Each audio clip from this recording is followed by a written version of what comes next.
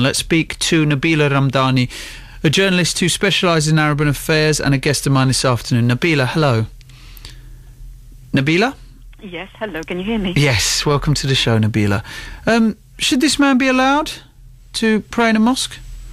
Of course he should be allowed to pray in a mosque.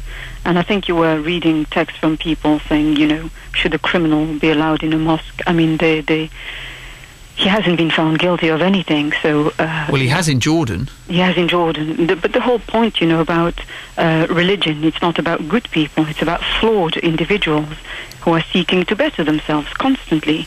And, that's the whole idea behind any religion. It's about salvation, and the rule of law does accept rehabilitation, let alone the rule of God, which is all about salvation, of course, and redemption. But what about the politicisation of religion? But I think this whole issue about Abu Qatada is in the end a story about due process. I think it's very easy to mix it up with emotional ideas about a dangerous individual. But my fear is this kind of emotional argument does nothing except spread fear and mistrust of a religion. And what really disturbs me is that someone is effectively having all their rights removed before they have been found guilty in a court of law. That's a very basic legal principle.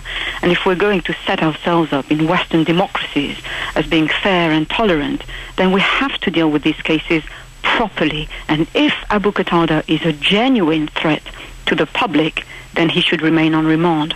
Now, the farce comes when you put an allegedly dangerous man out on the street and then limit his freedoms.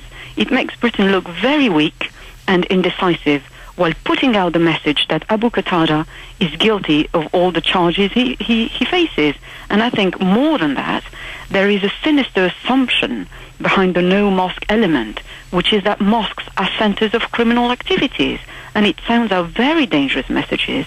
And the whole case is already a tinderbox. And when you introduce elements like that, then it sounds like the whole of Islam is on trial, which is, of course, wrong. Okay, Nabila Ramdani, thank you very much indeed.